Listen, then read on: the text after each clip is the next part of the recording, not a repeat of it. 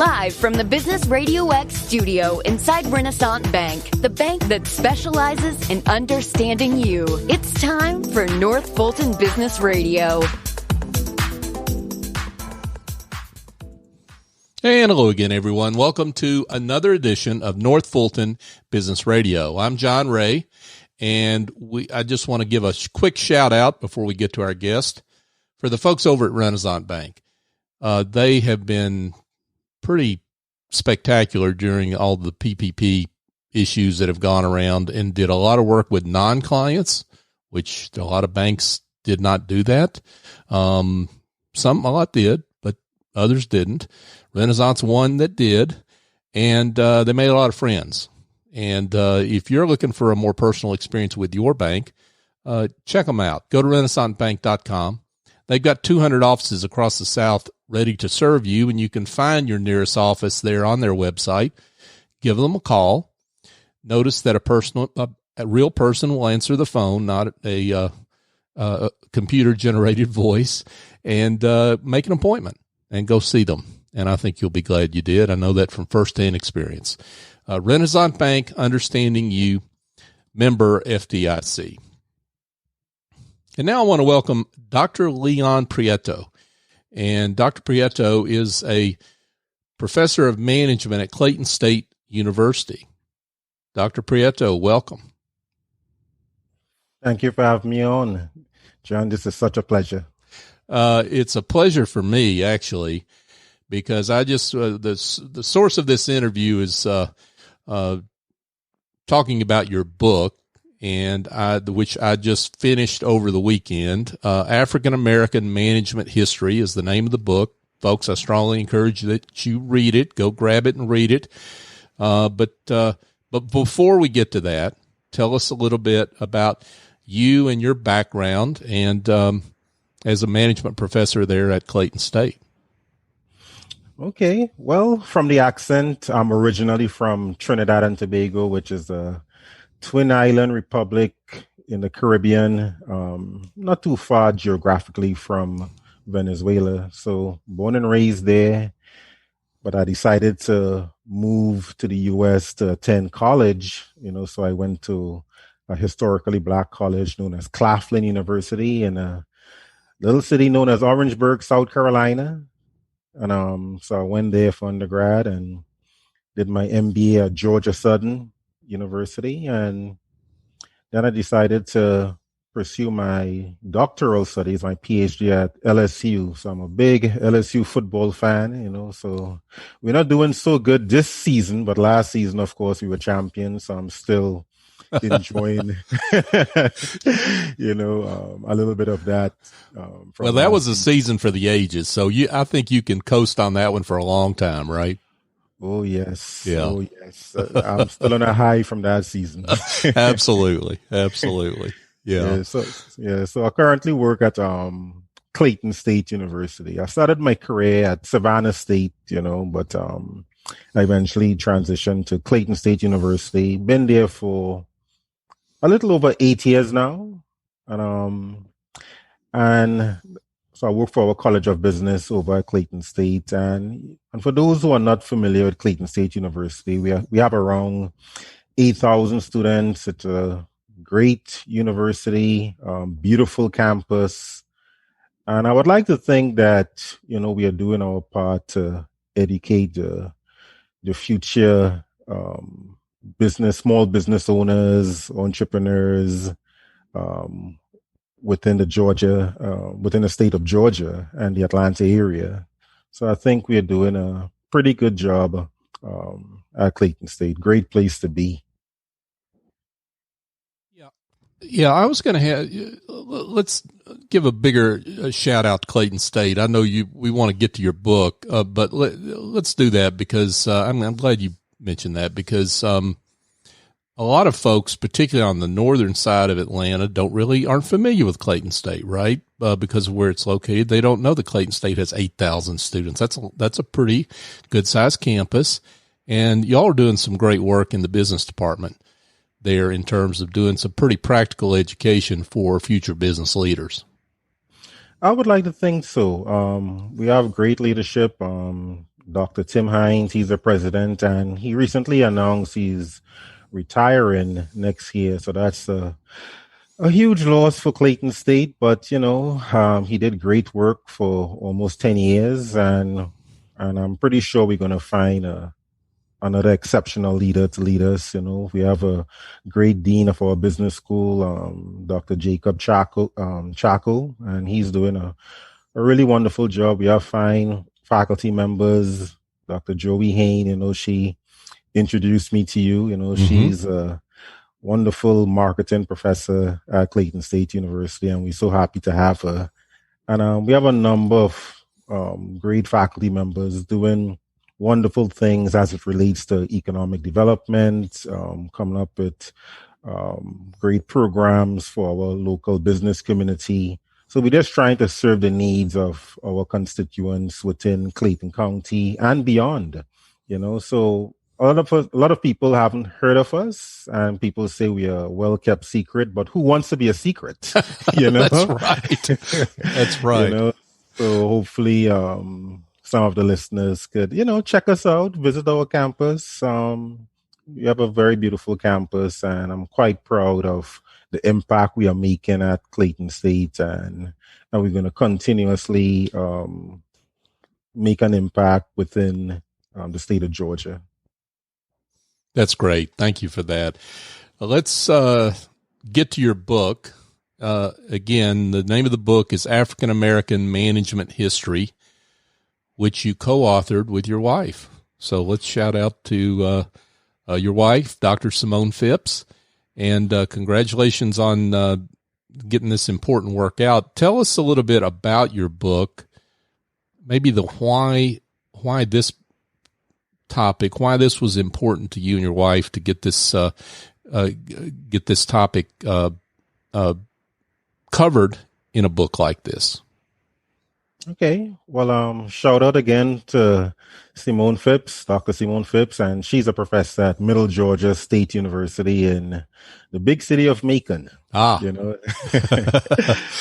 so she teaches management as well. And the idea for this book, I would say it really started from undergrad. Simone and I, we both attended Claflin University, HBCU, great university. And we learned a lot about African American history and things of that nature. But when we were studying business management, we noticed there were a number of things that could have been covered in the textbooks in terms of the contributions made of African Americans and other ethnic groups as well, but they were not present in the book. And I thought that was a little bit strange. I was like, okay, there's an opportunity to expand the knowledge base, So fast forward to doing my PhD, I took a class in management history at LSU, and the same thing came up, So I learned a lot about a lot of pioneering men and women, but not so much about pioneering African Americans. So I decided since college, I'm going to address this in the literature at some point. So around 5 years ago, Simone and I discovered some thought leadership from an African American pioneer by the name of Charles Clinton Spaulding. And we were blown away by some of his thought leadership. He was a pioneering businessman, African American, writing these articles for the African American community on how to manage their businesses effectively. And we were like, bingo, so it's time for us to address this. But we kind of slept on the idea for a little bit until one day I was out shopping for furniture alongside Simone. And we came across this gentleman, and he told me his name was Charles Clinton. He was a salesman at a furniture store. And I was like, Charles Clinton? He's like, yes, he was named after Charles Clinton Spaulding. And I guess I'm a little bit superstitious, so I took that as a sign. Okay, I need to get off my butt and write this book, so so we decided to, work on it not too long after that. And then the rest has been history, so it has been getting a lot of attention, not just in the US, but internationally as well. I have colleagues in New Zealand, for crying out loud, utilizing, the book in their classrooms, colleagues in Cambridge, England, utilizing the book because there have been such there are a lot of hidden figures, I guess, within the Black community that contributed in a meaningful way that haven't been covered before. And now we are seeing greater recognition for those people's works and contributions. And we could all learn from it today. For sure. And I want to get into some of those, not just a few of those representative figures, because we can only touch so many, but some of their thought leadership that they offered. But one of the things I'm curious is you're not a native to the United States, and the perspective that gives you, because it's sometimes, I think what we find is that folks that come to the United States point to things that we need to pay attention to that maybe are right under our own nose, that those of us that grew up here don't recognize. And I'm wondering if that's really the case for you and your wife in terms of what you've delivered to us here. I think so. We have a insider outsider perspective. Yeah. We are Black, but we were not raised in the United States, so so we looked at some of the issues facing the Black business community and just the business community in general in the United States with a detached eye almost. But we lived here long enough to really understand some of the issues facing these communities and so forth. But the outsider perspective definitely did help, because we did see a lot of gaps that were missing, that people who were too close to the issue, I guess, didn't pay attention to, Yeah. So, and I also had a deep appreciation for history. I'm a history buff, always into things like trivia and history, and I have to pay my respects to Alex Trebek. He recently passed, so so I always have a love for history and learning new things and ways we can learn from those experiences of others to progress, So this outsider perspective definitely played a role in, for me and Simone, analyzing some of the gaps within the literature and how we can learn from them to progress as a people.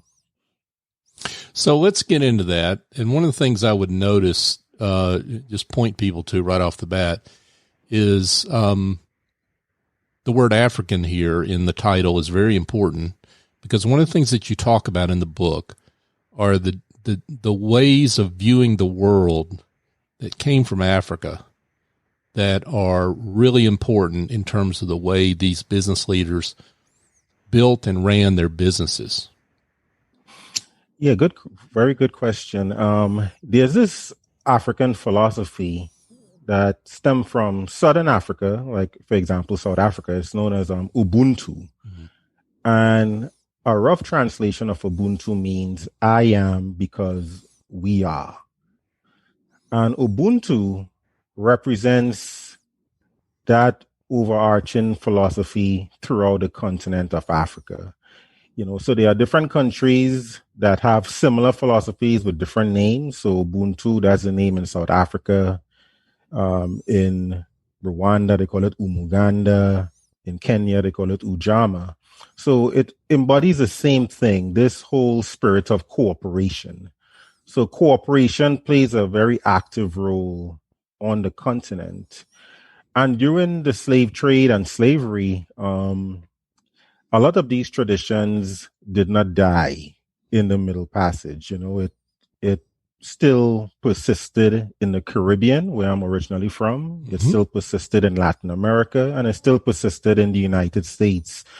So during slavery, these systems of cooperation, they still existed, you know. So the enslaved people, they still work together to solve problems facing their community in terms of burying their loved ones. They would pitch in and cooperate to take care of each other's needs. For example, in Trinidad, you know, where I'm from, there's this tradition known as gayap. So if a neighbor's home was damaged in any way, the community will get together and lend a hand, you know, for no money. You know, we might just get a plate of food or something like that, you know. Right. You know, some beers, things of that nature. Sure. And that system of cooperation, it's a very big part of people of African descent in many parts of the world. And it's no different here in the United States as well. So a lot of these business leaders, a lot of their businesses got their start in the Black church and various African American churches where they practice some of these traditions of cooperation, and they all pitched in, generated ideas, pooled funds to launch some of these businesses. And a lot of that spirit of cooperation, it pretty much shaped those companies' business models that stem from the Black church, that stem from a lot of these people who really embody those values. And I see a need for some of these values of cooperation to take place today, especially during this pandemic, because to rebuild America, we can't do it alone. This individualistic mindset, I think, will hurt us more than help us, you know. So we need to have a more cooperative mindset in order to solve some of these wicked problems facing our society today. Folks, we're here chatting with Dr. Leon Prieto, and along with his wife, Dr. Simone Phipps. He is the author of, the two of them are the author of African American Management History. One of the things that you talk about in the book, and since you brought up the Black church, you talk a lot about the importance of spirituality. So dig into that just a bit more and why that was such an important part of African American management philosophy over the years. Okay. Well, spirituality plays a central role within many communities, especially the African American community. And I talked about Ubuntu a little earlier, but I didn't really break it down. So Ubuntu is made up of three components, spirituality being a big part of it. And the other one is dialogue, and then consensus building. But spirituality plays a very central role, right? So Ubuntu means I am because we are. And it's very important for us, small business owners, entrepreneurs, to really embody this spirit of care and community. So spirituality doesn't have to mean religious, but it can be. Sure. And a lot of these African American business leaders, they were very strong Christians, and their faith played a very big role in shaping the mission of their organizations and also the way in which they managed others, you know.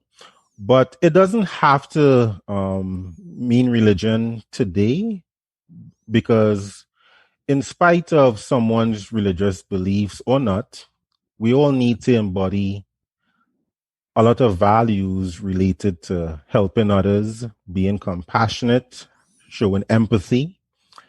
And these are all values that transcend religion. And it's very important for corporations, large and small, to embody some of these humanistic values that can help us all progress as a people and adequately serve our employees, serve our customers, serve our wider community. So spirituality plays a central role in the history of a lot of these African American businesses. And I feel as if that a lot of times we tend to run away from some of these spiritual values that can make our companies great. We should not shy away from it. You know, it should be an essential part of every business's strategy, from our opinion. Yeah, and I thank you for saying that, because what you're getting at is that business should have a purpose bigger than just the bottom line. That because business accomplishes, well-run businesses accomplish so much more than just producing a bottom line, right? Exactly. You know, and Stephen and I, we feel as if bottom line should be expanded. It shouldn't just be profit. It should also be well-being. You know, so usually when people talk about the purpose of a business, is always profit, profit, profit. Yes, you know, we are not naive in thinking that profit is not important. It definitely is. Sure. But well-being for your employees, your customers, the wider community is also equally important, as well as making a profit. And a lot of companies today can learn from that. For example, during this pandemic, we have witnessed small businesses and large businesses alike, some of them engaged in price gouging during this coronavirus pandemic. And it's so sad to see companies strain from their I guess, mission and vision to engage in such practices when people were actually suffering and wanted access to PPE and these masks and all these things that could save their lives. So when I see small businesses engaging in price gouging, I was like, you know what? You know, this is them straying from their purpose. You know, the purpose of an organization should be to ensure the well-being of their customers, their employees and community, and also to make a profit. It shouldn't just be profit-driven. And when you just focus on profit, you may engage in some of these unethical behaviors that could derail their success in the future, because people are not going to forget. Sure. And what you point out in the book that I think is really important is that such firms that focus on the greater good, we'll call it, or social entrepreneurship is another term you could use, typically outperform those that don't. Oh, yes. You know, definitely, you know, so we have a strong belief that small businesses can also be social entrepreneurs and servant leaders within the community. You know, it doesn't just have to be those large corporations, you know. I have a belief that small businesses tend to have a stronger connection with the community, you know, and why not capitalize on that connection and really do your part? I'm not saying to utilize all of your revenues, you know, just for the greater good, but I think we can all do our part, small and large alike, you know, and there are examples of small businesses, local here in the Atlanta area that given a little, and these things help build community, and they will engender a lot of trust and continued support, you know, because there are some customers who are passionate about giving to some of these organizations who they see as being authentic, and who they see as being partners within the community, you know. So very important for a lot of these companies to engender that spirit of servant leadership and social entrepreneurship. Now, there are a number of figures that whose life and work are outlined in the book. One that I want to get to the one that stood out for me. This is my show, so I'm going to get to that. I want to get to that one. We'll talk about some other ones too, but because I did not know her, Maggie Lena Walker. Talk about her and her contribution. What makes her noteworthy? Why we should celebrate her. Definitely. So, Simone, she'll be very happy about this. Magdalena Walker, she was a pioneering African-American business leader. And she was much more than a business leader. You know, she was a social entrepreneur as well. So she is the first African-American woman who chartered and started a bank and served as a president of that bank. And the name of that bank was St. Luke's Penny Savings Bank. And this bank was founded in the very early 1900s. And it stemmed from an organization she ran known as St. Luke's. And their main purpose was to, help the African-American community in Richmond, Virginia. And she felt that she could do more with this organization. So she started a bank. And the whole purpose was to help the African-American community to save their money and purchase homes and start small businesses. And she was very passionate about women playing their role in the workforce. Because at that time, a lot of women were expected to stay at home and take care of kids. She was not about that at all. She felt women should be equals in terms of going out there and starting their own businesses and getting jobs. And she felt that will actually help marriages instead of hurting a marriage. So she was very pioneering in her thought process along those lines. Yeah, so she started that bank, and she is credited today as being an exemplary business leader within American history. And she's gaining greater recognition as being the mother of African-American management. So Charles Clinton Spaulding, he was recently recognized by Thinkers 50 as exemplary management thinker. So he's now in the Thinkers 50 Hall of Fame. So who knows, maybe in some years, Magdalena Walker might get similar recognition based on her contributions. And there are a number of other people writing books about Magdalena Walker and her contributions today. So a lot of people are finally recognizing the great work that she did. They even built a statue for her in Richmond, Virginia. And there's also a school named after her as well. So she's getting greater and greater recognition, and I'm very thankful for that. That's great. Now, you mentioned Charles Clinton Spaulding, speaking to you from the salesperson there, that which I think is a great story. But talk a little bit about him and his contribution and why we should know more about him too. Okay, so Charles Clinton Spaulding, he was the longtime president of the North Carolina Mutual Life Insurance Company, which is a company that was founded in 1898 and is still in existence today. It's struggling a bit now in contemporary times. So the company was started by John Merrick, who was a former enslaved person, and Dr. Aaron McDuffie Moore, who was the first African-American doctor in Durham, North Carolina.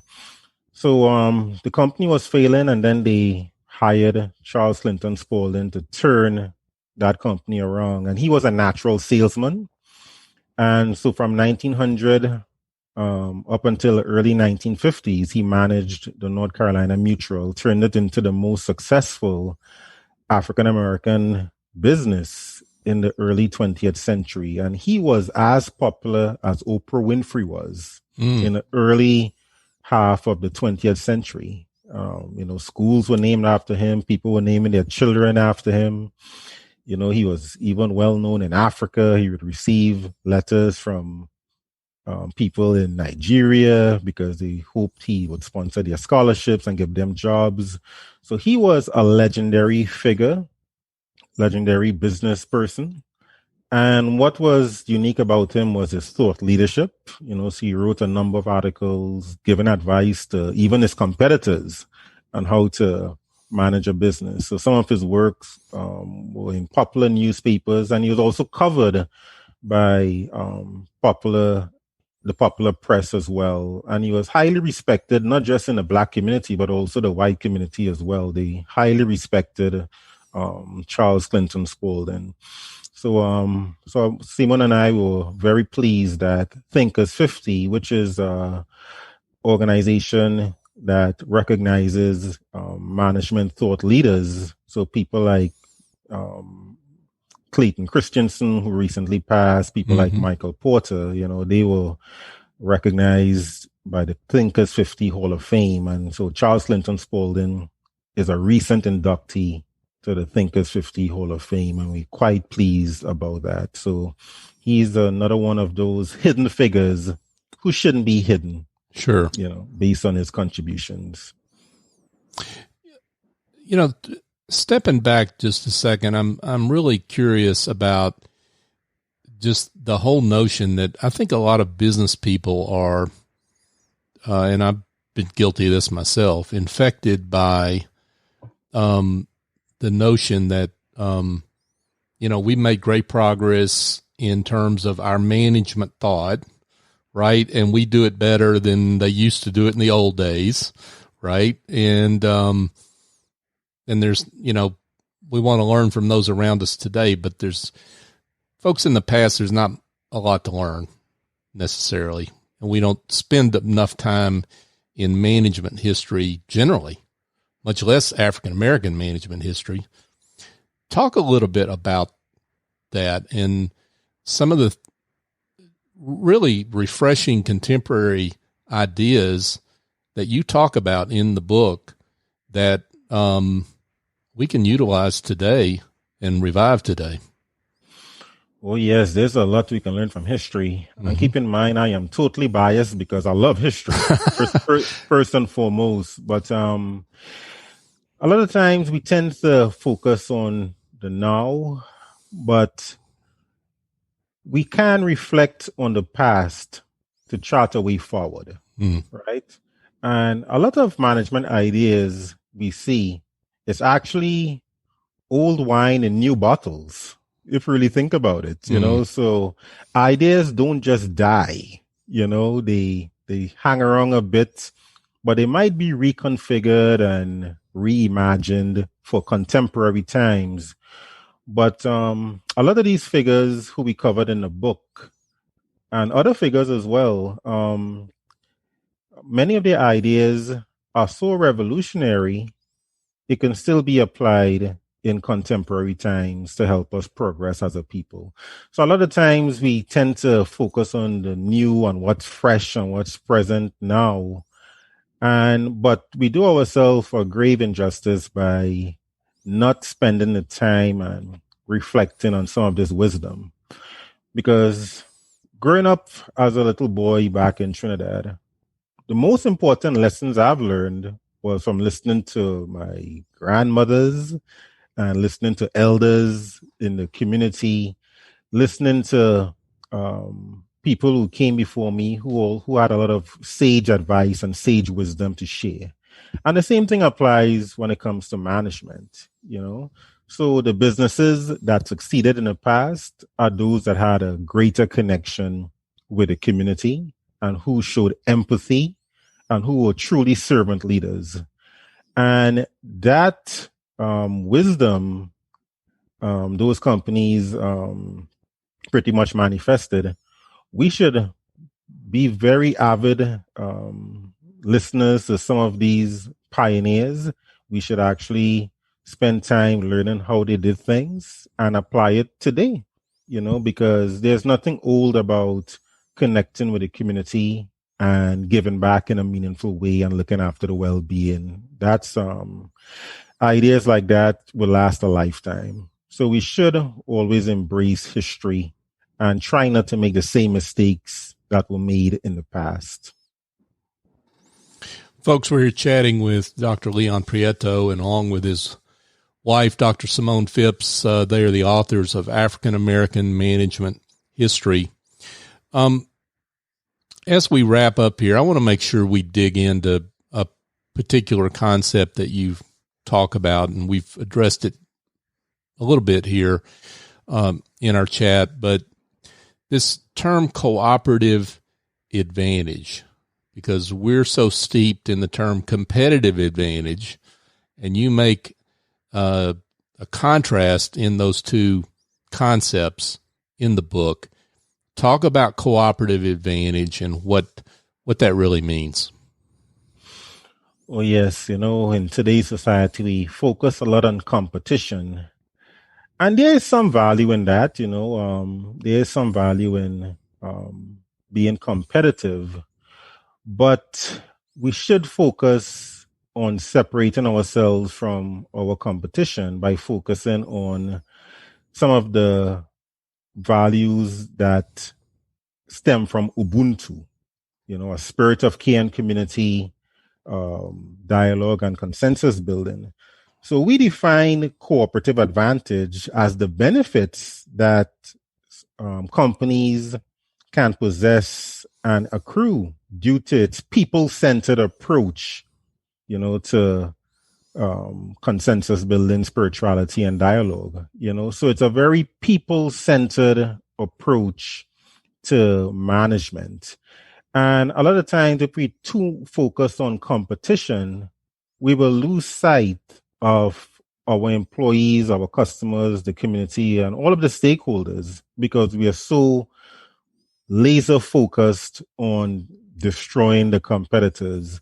And there are many cases of companies today overworking the employees, some of them working for substandard salaries, and a lack of care for the community because you just focus on blowing the competition out of water.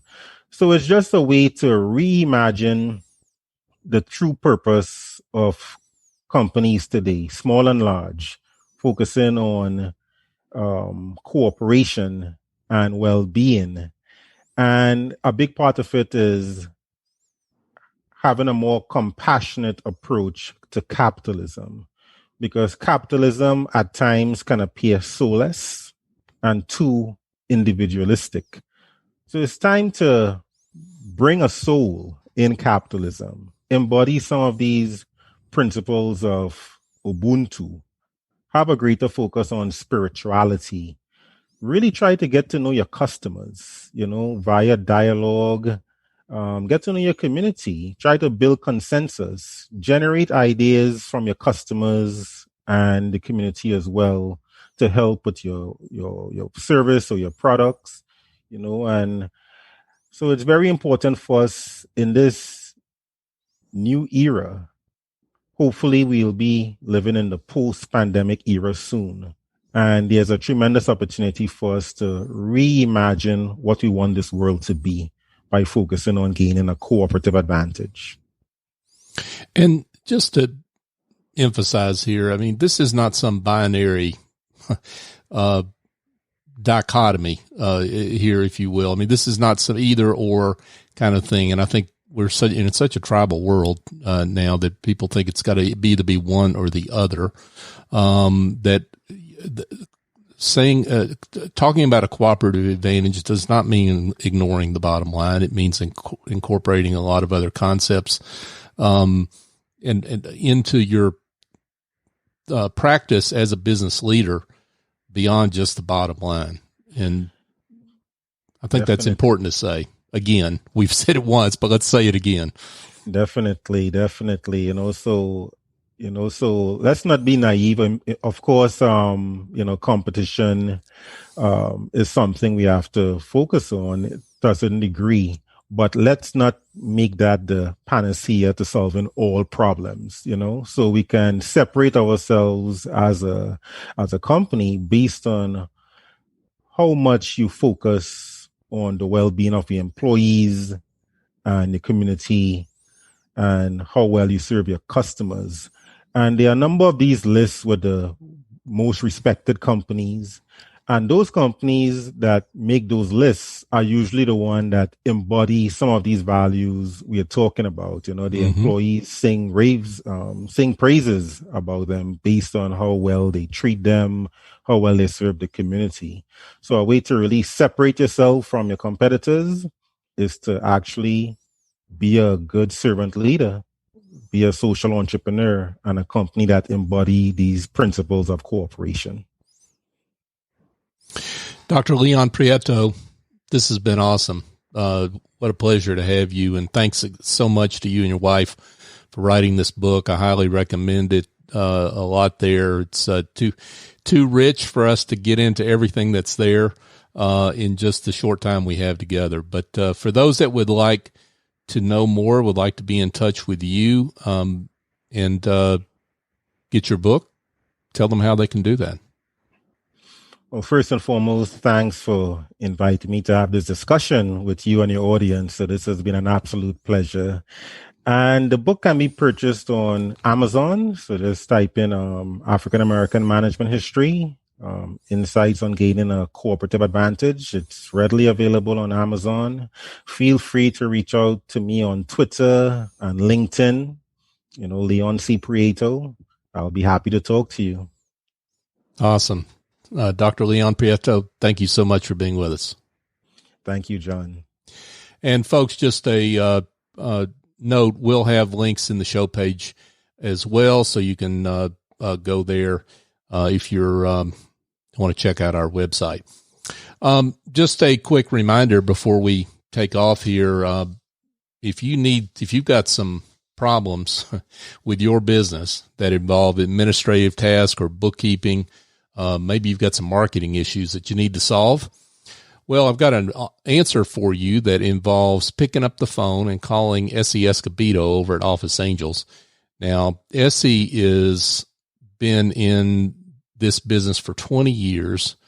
She's a true, talking about a servant leader. She's a servant leader. She's been tremendous in terms of particularly bringing women up in their business, and also empowering the women that work with her. So if you're interested in working with an organization like that, here's what happens. You call her up at 770-442-9246. Explain the problem that you have, and that problem usually means you're working on more than you ought to be working on in your business, and you need to outsource some of those tasks, and that's what she helps you with. And she sends in angels virtually that fly in, get the job done, and fly out. And they work on an ongoing or as needed basis. Whatever you need, that's what they'll do. So give her a call or go to officeangels.us if you're timid and just want to check it out. But just give her a call. You'll be glad you did. And I work with her in my business, and she's tremendous. Folks, just another little wrap up here. We are on all the major podcast apps. You can find us by using the search term North Fulton Business Radio, and find us on any app you want to talk about. What we would really appreciate is if you would go to your favorite app and give us a great review, give us a 5-star review. And the reason is not because of us. It's because it helps people find the show so they can find our guest, because it's about our guest and about the great work that they do, like Dr. Prieto and the other 300 plus guests that we've had over the last 4+ years. If you could do that for us, we'd appreciate it. We'd also appreciate it if you would find us and follow us on social media, North Fulton BRX. We're on LinkedIn, Facebook, and Twitter. So for my guest, Dr. Leon Prieto, I'm John Ray. Join us next time here on North Fulton Business Radio.